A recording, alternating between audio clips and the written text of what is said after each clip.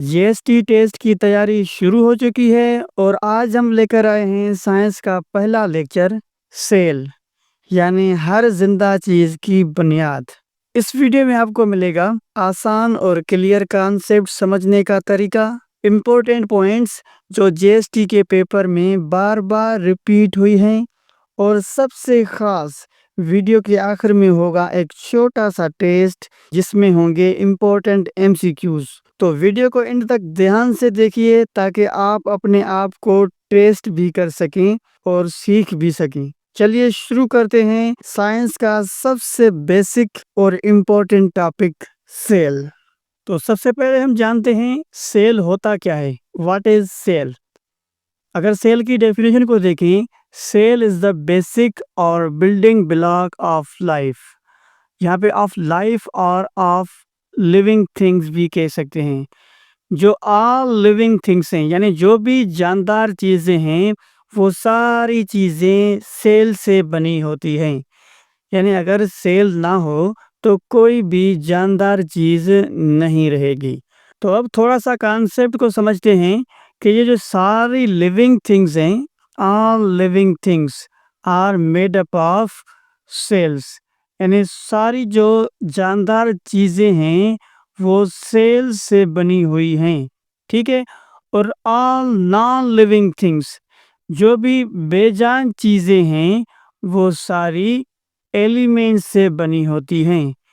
तो हर एक concept clear करेंगे जीएसटी टेस्ट के हवाले से, कोई भी आपने टॉपिक को छोड़ना नहीं, ठीक है।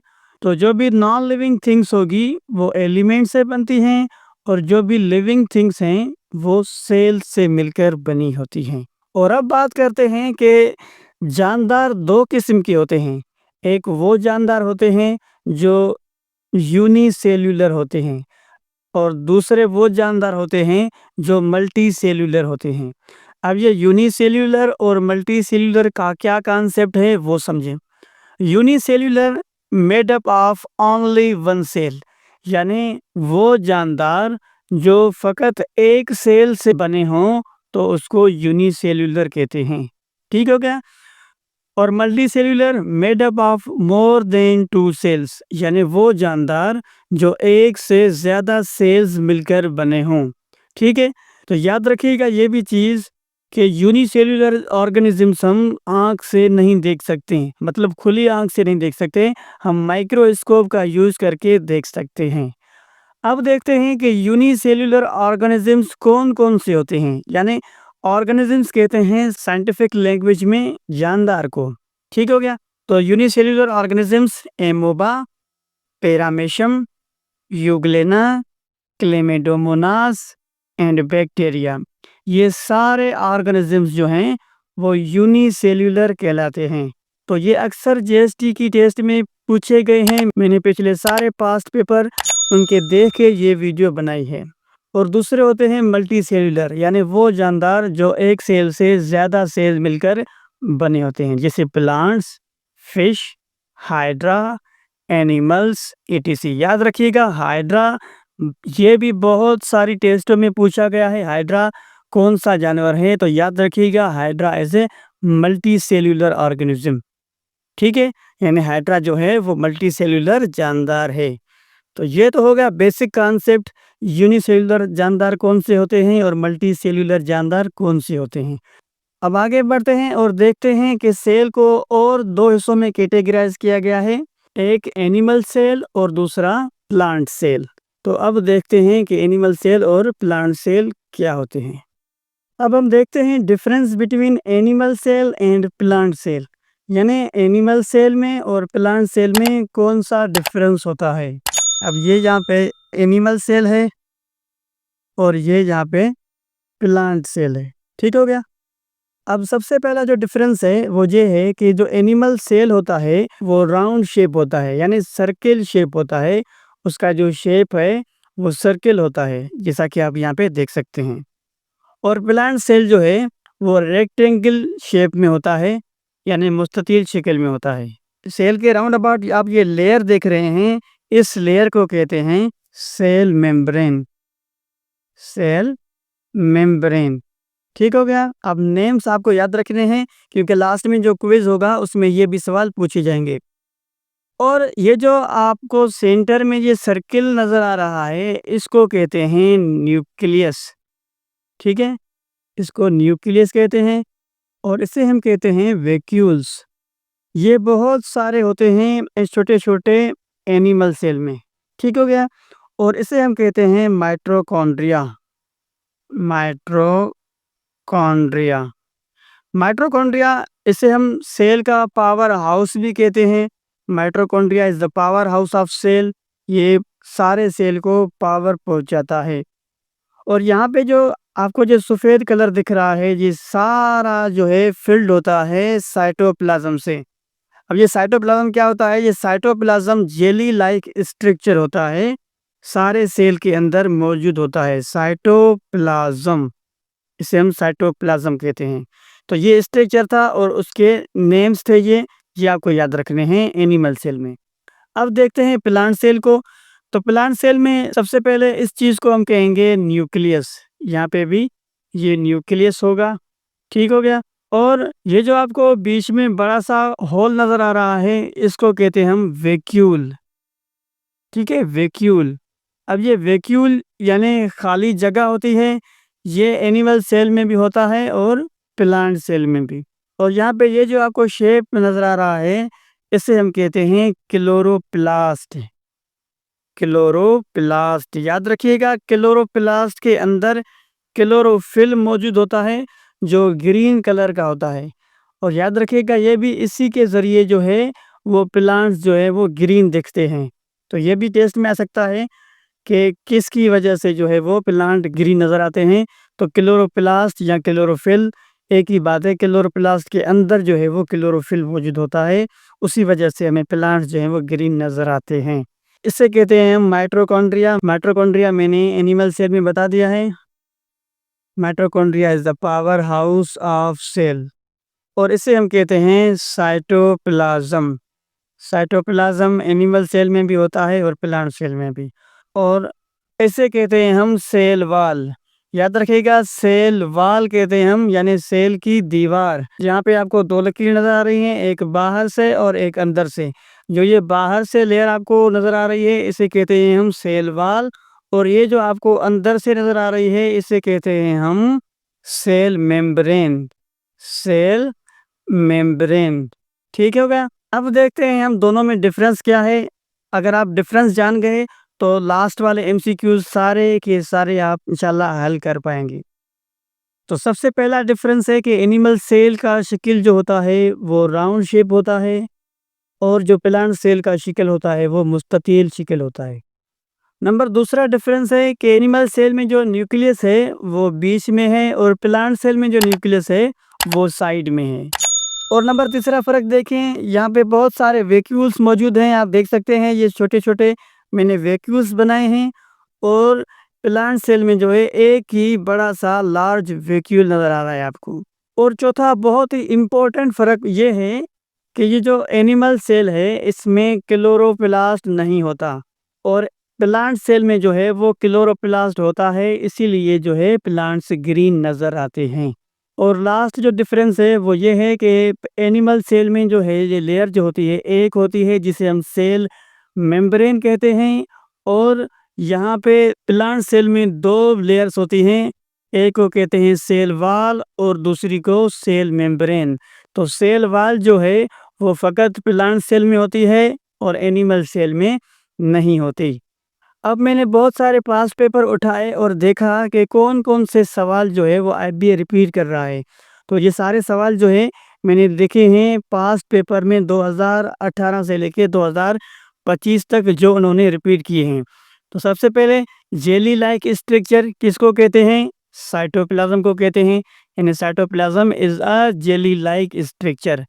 नल पार्ट ऑफ द सेल, ये भी आईबी वालों ने पास्ट पेपर में उठाया है। नल पार्ट यानी जो खाली पार्ट होता है सेल का, तो वो कौन सा होता है? वो होता है वैक्यूल्स यानी खाल। ये जो खाल होते हैं वो खाली होते हैं। ठीक है। और नंबर तीसरा power house of the cell, यानी सारे सेल को जो है वो पावर पहुंचाने वाला। तो ये माइटोकॉन्ड्रिया मैंने पहले बताया है।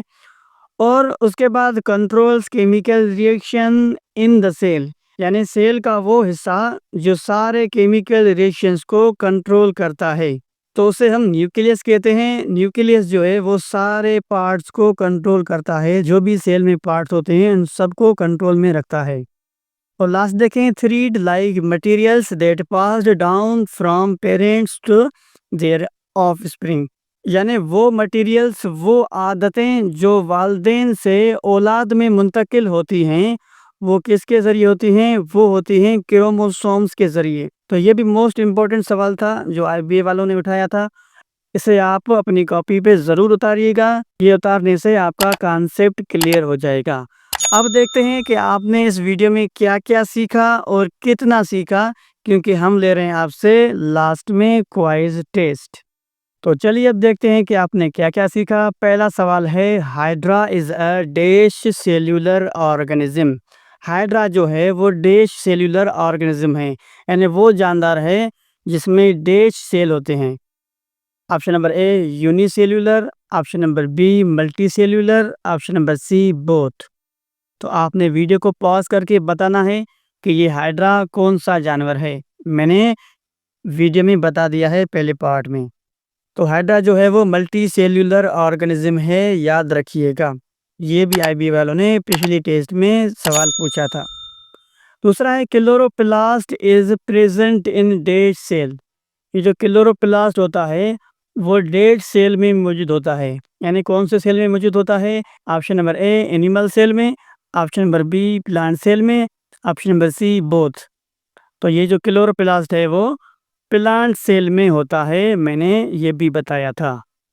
आपने कमेंट में ज़रूर बताना है कि इन 5 एमसीक्यूज से आपने कितने सही किए।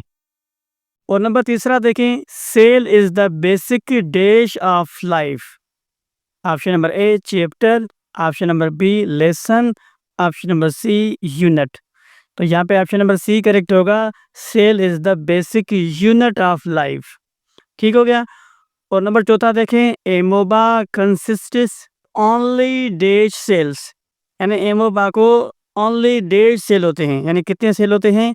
Option number A 1 cell, option number B 2 cells, option number C more than 2 sales.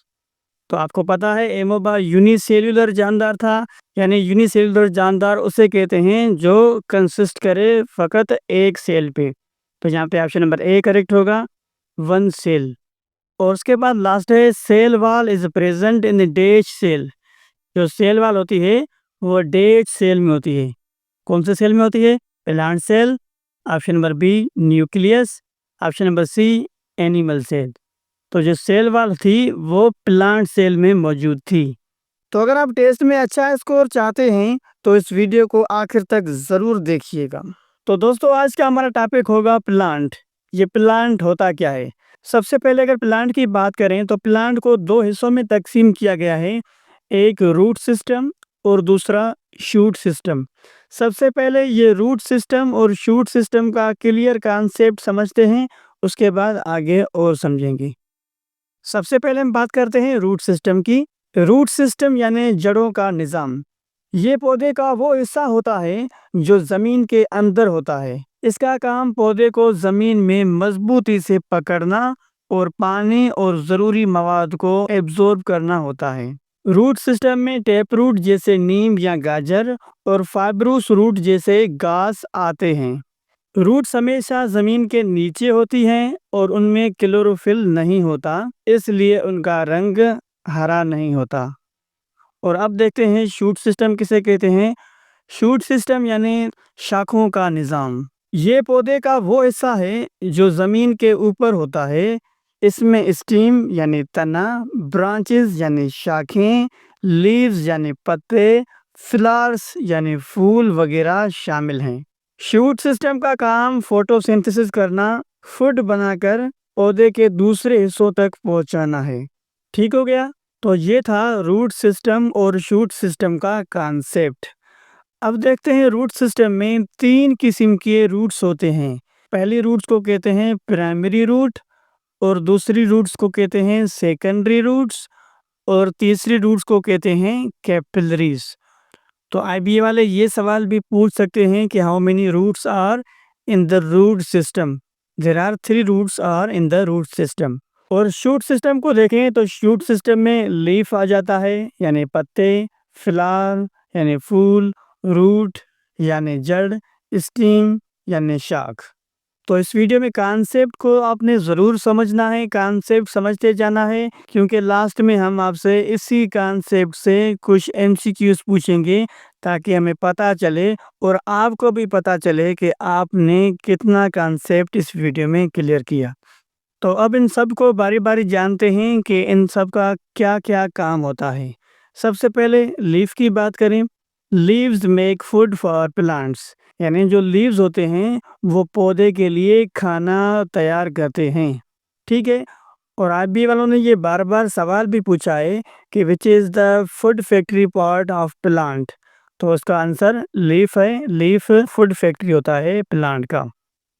और दूसरा फ्लावर, फ्लावर का क्या काम है? It produced seeds which grow to produced new plants, यानी जो फ्लावर होता है पौधे में वो हमें सीड देता है और उनसे जो है न्यू प्लांट यानी नए पौधे ग्रो होते हैं। उसके बाद roots, root holds a plant in the soil, it also absorbs water and salts for the plants, यानी रूट्स प्लांट को मजबूती से पकड़ कर रखती हैं और ये रूट से ज़मीन से पानी और नमकियात जो है वो लेके सारे पौधे को देती हैं। कंसीडर करें कि हमारे पास एक पौधा है, मिसाल के तौर पे मैं एक फ्लावर बनाता हूँ यहाँ पे। फ़र्ज़ करें ये हमारे पास एक पौधा है और ये इसका रूट सिस्टम है। तो रूट्स का क्या काम है? यहाँ से वाटर लेंगी यानी H2O पानी लेंगी और साल्ट्स लेंगी यानी नमकियात लेंगी और ये रूट्स के ज़रिए ये सारे प्लांट के पार्ट्स में पहुँचाएंगी। ठीक हो गया? तो ये रूट का काम हो गया। अब देखते हैं स्टेम को। Plant stem cells serve as the origin of plant vitality, यानी प्लांट में जो स्टेम सेल्स होते हैं वो सारे पौधे को ताकत या कुव्वत पहुंचाते हैं। तो ये शूट सिस्टम में जो पार्ट्स थे उनका मैंने सारा काम बता दिया। अगर आप चाहें तो आप इनका स्क्रीनशॉट लेकर ये अपनी कॉपी पे उतारिएगा ताकि आपका कॉन्सेप्ट और भी क्लियर हो। अब रूट सिस्टम और शूट सिस्टम से जुड़ा एक बहुत ही इम्पोर्टेंट टॉपिक है जो मैं आपसे शेयर करने जा रहा हूँ। याद रखिएगा, अगर वो पार्ट मिस किया तो यूँ समझिएगा कि आपने वीडियो देखा ही नहीं। तो वो पार्ट है हमारा कॉन्सेप्ट ऑफ टिश्यूज़, यानी टिश्यूज़ का कॉन्सेप्ट क्या होगा। सबसे पहले हम जानते हैं कि ये टिश्यूज़ होते क्या हैं। What is tissue? A group of same cells performing same function is called tissues, यानी एक जैसे सेल का एक ऐसा ग्रुप जो मिलके सेम फंक्शन करें तो उसे हम टिश्यूज कहते हैं। तो यहाँ पे टिश्यूज के दो पार्ट्स होते हैं, एक होते हैं प्लांट टिश्यूज और दूसरे होते हैं एनिमल टिश्यूज। सबसे पहले प्लांट टिश्यूज को देखें। प्लांट टिश्यूज में 4 किस्म के टिश्यूज होते हैं: epidermal tissues, xylem tissues, phloem tissues, mesophyll tissues. तो अब हम एक एक टिश्यू का मुकम्मल काम जानते हैं। सबसे पहले number 1 epidermal tissues. It covers the roots, stem, leaves and plants other structure, यानी एपिडर्मल टिश्यूज वो टिश्यूज होते हैं जो पौधे के लीव्स को यानी पत्तों को, स्टीम और रूट्स को कवर करता है। ठीक है। उसके बाद सेकंड नंबर पे है xylem tissues. Xylem tissues conducts water and salts from roots to the leaves, यानी जाइलम टिश्यूज रूट से नमकियात और पानी लेता है और वो पौधे के पत्तों तक पहुंचाता है। ठीक है। और नंबर 3 देखें, phloem tissues carries prepared food from leaves to other parts of the plants, यानी फ्लोएम टिश्यूज ये ऐसे टिश्यूज होते हैं जो तैयार किया हुआ खाना पत्तों में बनता है यानी लीव्स में बनता है, उसको प्लांट के दूसरे हिस्सों में पहुंचाता है। उसके बाद number 4 mesophyll tissues. Mesophyll tissues present in leaves makes food for the plant, यानी मेसोफिल टिश्यूज लीव्स में प्रेजेंट होते हैं, पत्तों में प्रेजेंट होते हैं, जो पौधे के लिए खाना बनाते हैं। ठीक हो गया। तो ये चारों टिश्यूज़ थे। आपने इन चारों टिश्यूज़ को अपनी कॉपी में लिखना है और कॉन्सेप्ट भी समझना है कि इसका कॉन्सेप्ट क्या है। ठीक हो गया। और अब बात करते हैं एनिमल टिश्यूज़ की। तो एनिमल टिश्यूज़ में 3 तरह के टिश्यूज़ होते हैं, जिसमें muscle tissues, bone tissues and blood tissues. सबसे पहले देखते हैं मसल टिश्यूज़ को। Muscle cells forms muscle tissues to help in movement. यानी जो मसल सेल्स होते हैं वो मिलके मसल टिश्यूज़ बनाते हैं, जो हमें मूवमेंट में मदद करते हैं, यानी चलने फिरने घूमने में मदद करते हैं, उसे हम मसल टिश्यूज़ कहते हैं। याद रखिएगा, आईबी वाले इस क्वेश्चन को घुमा फिरा के 2-3 बार पूछ चुके हैं, ये चौथी बार भी पूछ सकते हैं। नंबर सेकंड है bone tissues. These strong tissues give shape and support to the body. यानी ये ऐसे मजबूत टिश्यूज़ होते हैं जो हमारे जिस्म को शेप यानी शक्ल देते हैं और सपोर्ट करते हैं। Shape and support. तो आईबी वाले इस क्वेश्चन को ऐसे भी पूछ सकते हैं कि which tissues give shape and support to the body. तो the correct answer is bone tissues. और उसके बाद नंबर थर्ड है blood tissues. This tissue carries materials from one part of the body to other part. यानी blood tissues ऐसे tissues होते हैं कि जो भी हमारे बॉडी में मटेरियल्स होते हैं उसको एक जगह से दूसरी जगह पहुंचाते हैं। तो ये यहाँ पे कॉन्सेप्ट ख़त्म होता है टिश्यूज़ का। तो आज की वीडियो में हमने पढ़ा रूट सिस्टम और शूट सिस्टम, और उसके साथ टिश्यूज़ का कॉन्सेप्ट क्लियर किया। प्लांट टिश्यूज़ कौन कौन से होते हैं और उनका फंक्शन पढ़ा, और एनिमल टिश्यूज़ कौन कौन से होते हैं और उनका फंक्शन पढ़ा। तो आज की वीडियो से हम क्या सीखें अब पता चलेगा, क्योंकि हम आपसे ले रहे हैं क्वाइज टेस्ट। और मैं गारंटी से कह रहा हूँ कि पूरे यूट्यूब पे इस तरह का कॉन्सेप्ट क्लियर नहीं करवाया जा रहा। अगर आप चाहें तो सर्च करके देखें, अगर कहीं भी आपको इस तरह कॉन्सेप्ट समझाया जाए तो आप मेरे चैनल को अनसब्सक्राइब कर देना। तो इंशाल्लाह मैं कोशिश कर रहा हूँ कि बहुत ही सिंपल और कॉन्सेप्चुअल तरीके से सारे लेक्चर्स रिकॉर्ड करूं, ताकि आपका पहले कॉन्सेप्ट क्लियर हो, फिर जो है वो एमसीक्यूज़ उनमें से ही आए, ताकि आपका और भी कॉन्सेप्ट क्लियर हो जाए। वरना बहुत सारे एमसीक्यूज़ टाइप्स वीडियोस पड़े हैं यूट्यूब पे, आप वहां से रटा लगा सकते हैं, कोई बात नहीं। तो अब देखते हैं एमसीक्यूज़ को। तो शुरू करते हैं एमसीक्यूज़ को, लेकिन कमेंट करके ज़रूर बताइएगा कि आपने इन 8 एमसीक्यूज़ में से कितने एमसीक्यूज़ सही किए। तो पहला नंबर है controls all activities dash in cell. यानी कौन सा पार्ट सेल में सारी एक्टिविटीज़ को कंट्रोल में रखता है। Option number A nucleus, option number B cell, option number C tissues.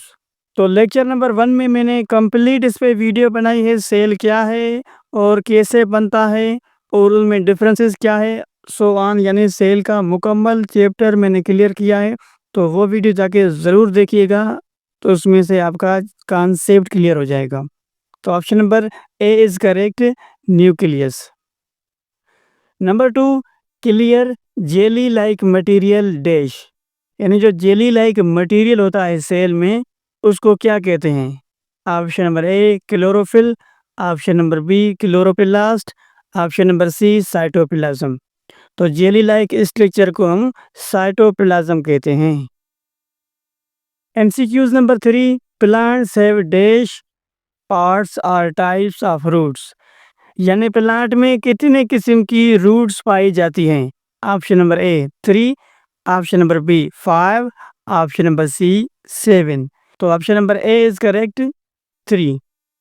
MCQs number 4, plants are divided, sorry यहाँ पे डी मैंने नहीं दी, डिवाइडेड होगा, इनटू डैश पार्ट्स। यानी प्लांट्स को डैश पार्ट्स में डिवाइड किया गया है। Option number A 3 parts, option number B 2 parts, option number C 5 parts. तो option number B is correct, 2 parts, root system and shoot system. MCQs number 5, phloem tissue carries prepared food from dash. यानी जो film tissues थे वो तैयार किया हुआ खाना लेकर आते थे, कहाँ से। Leaves, option number A leaves, option number B roots, option number C stems. तो option number A is correct, leaves से यानी पत्तों से जो है वो तैयार किया हुआ खाना फिल्म टिश्यूज लेकर आते थे। और एमसीक्यूज नंबर 6 को देखें, mesophyll are present in dash, यानी जो मेसोफिल टिश्यूज थे वो डैश में प्रेजेंट हैं। ऑप्शन नंबर ए ब्लड में, ऑप्शन नंबर बी लीव्स में, ऑप्शन नंबर सी फिलार में। तो मेसोफिल टिश्यूज जो थे वो लीव्स में मौजूद थे, option number B. MCQs number 7, bone tissue give shape and dash the body, यानी जो बोन टिश्यूज थे वो हमारे जिस्म को शेप देते थे और डैश देते थे। ऑप्शन नंबर ए वॉल्यूम देते थे, ऑप्शन नंबर बी सपोर्ट देते थे, option number C none of these यानी इनमें से कोई नहीं। तो option number B is correct, यानी जो बोन टिश्यूज थे वो सपोर्ट भी देते थे और शेप भी देते थे हमारी बॉडी को। MCQ number 8, the most important part of a cell is, यानी जो सेल में मोस्ट इम्पोर्टेंट पार्ट है, अहम तरीन हिस्सा है, वो क्या है? Option number A chlorophyll, option number B nucleus, option number C cell membrane. तो correct option is option number B nucleus. तो अगर वीडियो अच्छा लगे तो वीडियो को लाइक करें, दोस्तों के साथ शेयर करें और हमारे चैनल को ज़रूर सब्सक्राइब करें। मिलते हैं अगली वीडियो में, तब तक के लिए अपना ढेर सारा ख्याल रखिएगा। अल्लाह हाफिज़।